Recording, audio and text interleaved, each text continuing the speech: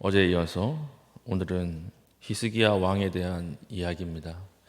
히스기야 왕 이렇게 하면 유다에서 나온 3대 왕 중에 한 사람이죠.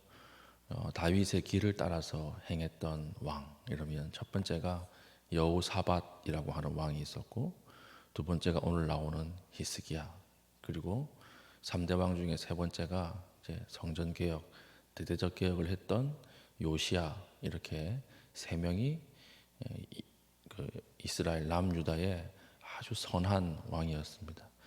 그러면 선하고 못됐다, 이거는 어떻게 정하느냐? 다윗의 길을 따랐느냐 아니냐는 거예요. 하나님께서는요, 우리가 무엇을 먹고 사는지, 얼마나 가지고 사는지, 얼마나 높이 권력을 가졌는지 관심 없어요. 관심 없고, 하나님의 관심은 오직 하나, 나의 말씀 안에서 내 말대로 사는가, 그 사람을 하나님 선하다 여기시고 그 사람을 축복하시고 그 사람을 통해서 일하시는 것입니다. 그래서 사실 다른 왕들도 경제 발전시킨 왕들 많아요. 싸움 잘했던 왕들 많아요. 전쟁에서 이겼던 왕들 많아요. 그런데 하나님 관심은요, 이 세 사람에게 있었던 거예요. 오늘 어제 그제 보면 히스기야가 했던 일이 무엇입니까? 성전 문을 열고 사람들을 모으고 종교 개혁을 했죠. 종교 개혁을 한 이유가 무엇이냐면 오늘 본문이에요. 왜 종교 개혁을 했느냐? 유월절을 지키기 위해서 했던 것입니다. 그러니까 유월절을 남쪽은 지키긴 지켰지만 자기 중심적으로 지켰어요. 우리는 정통성이 있으니까 유월절 우리는 지킨다. 그리고 북쪽은 6월절 아예 안 지켰어요. 왜냐하면 자기들은 자기들 나름대로의 다른 절기를 지켰거든요. 그러니까 그 악한 왕들이 계속 나왔으니까 남쪽으로 내려가지 못하게 우상을 세워두고 거기에 절해라 이랬잖아요. 그러니까 6월절을 못 지켰던 것입니다. 근데 이제 히스기야 때에 6월절을 지킬 수 있게 되었다라고 하는 그 내용이 오늘 우리가 읽었던 본문의 내용입니다.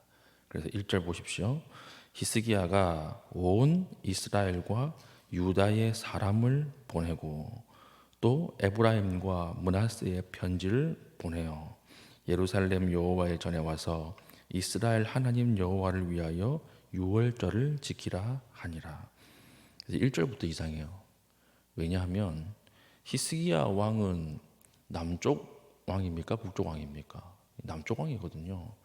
근데 편지를 보내는데 어디에 보내요? 북쪽에 보내는 거예요. 여기 보면 에브라임과 므낫세, 남쪽은 베냐민 지파, 유다 지파 이 두 개밖에 없었고 나머지는 다 북쪽이었거든요. 그런데 편지를 보낼 때 남쪽에만 보내는 것이 아니라 북쪽에도 보내는 것입니다. 왜 북쪽에 보낼 수 있었는가? 이것은 히스기야 때에 북이스라엘이 망했거든요. 그 북이스라엘이 아수르 살만 에스텔이라고 하는 왕에게 망하지 않습니까? 그래서 이제는 나라가 없어져 버린 거예요. 나라가 없어지니까 우리가 이제는 함께 유월절 지키자.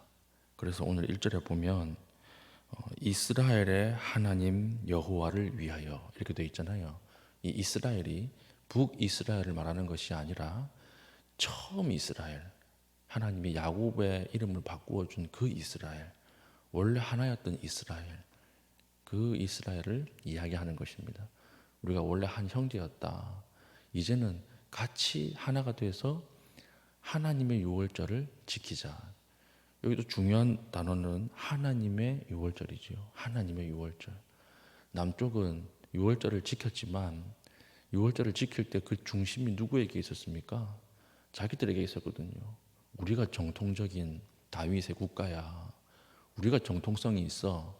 알겠니? 우리 지키는 걸 잘 봐. 이러고 유월절 지킨 것이거든요. 그러니까 우리도 하나님의 유월절. 너희들은 하나님을 떠나갔지 않느냐? 다시 돌아오라. 너희도 하나님의 유월절. 그렇게 해서 5절 보십시오. 5절에 보니까 드디어 왕이 명령을 내려 브엘세바에서부터 단까지 브엘세바에서 단까지라는 말은 우리나라로 치면 한라부터 백두까지 이 말이에요. 모든 땅이 온 이스라엘에 공포하여 일제히 예루살렘으로 와서 이스라엘 하나님 여호와의 유월절을 지키라 하니 이는 기록한 규례대로 오랫동안 지키지 못하였음이니라. 이제 와서 다 지키는 거예요. 그러면 지금 본문이 개혁 본문이잖아요.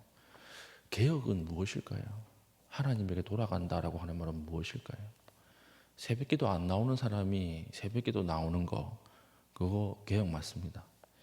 예배 안 나오는 사람이 예배에 나오는 거, 그거 개혁 맞습니다.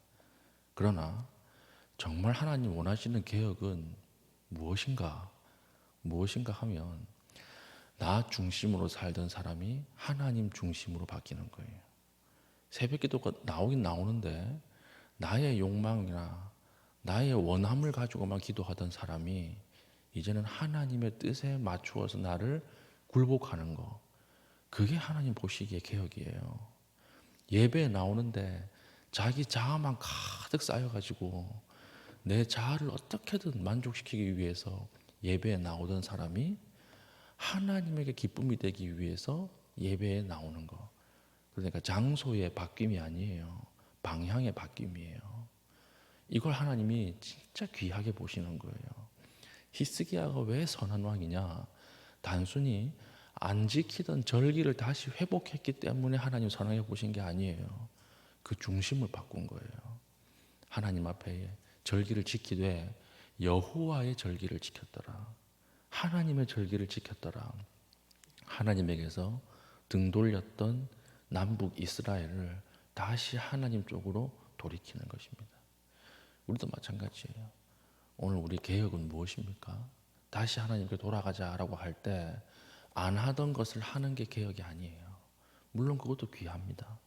그러나 중심이 돌이키는 거예요. 하나님 앞으로 중심을 돌이킬 수 있는 귀한 주의 백성 될 수 있기를 축복합니다.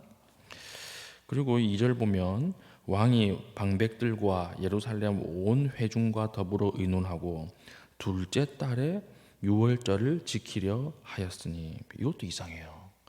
왜냐하면 유월절은 원래 몇째 달에 지키는 것입니까?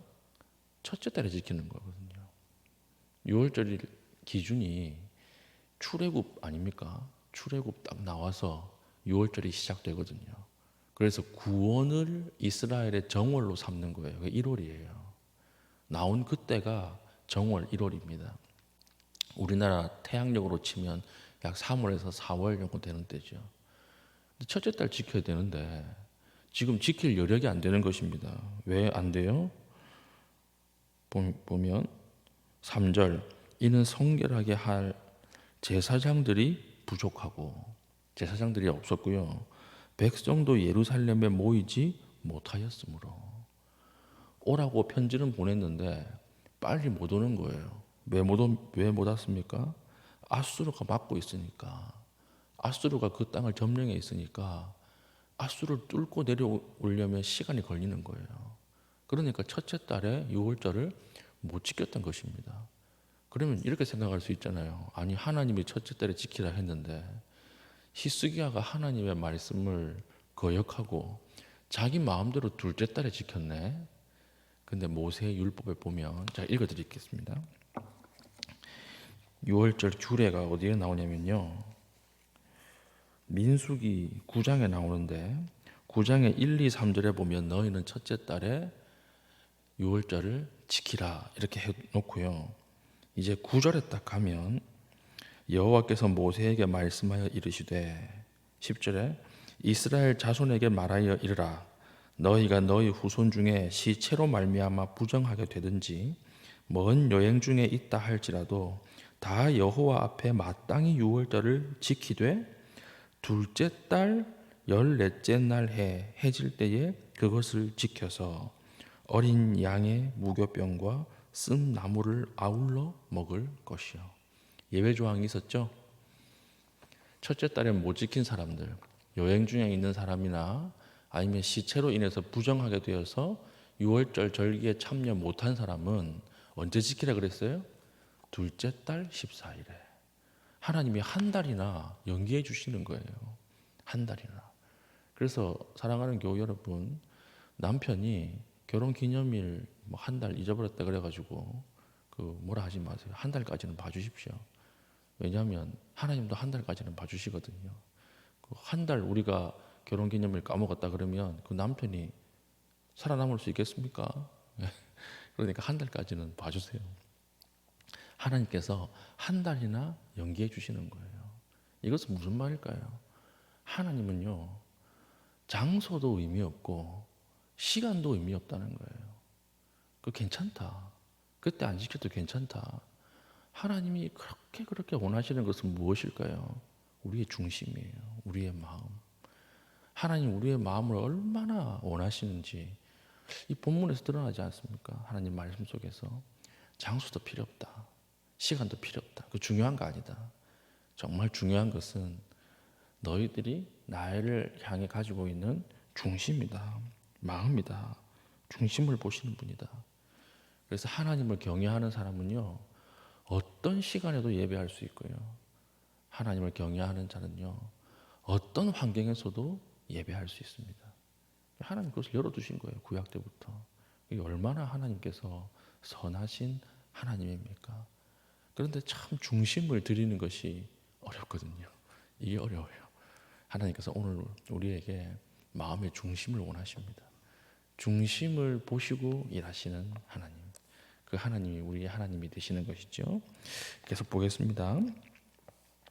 4절 왕과 온 회중이 이 일을 좋게 여겼다는 거죠.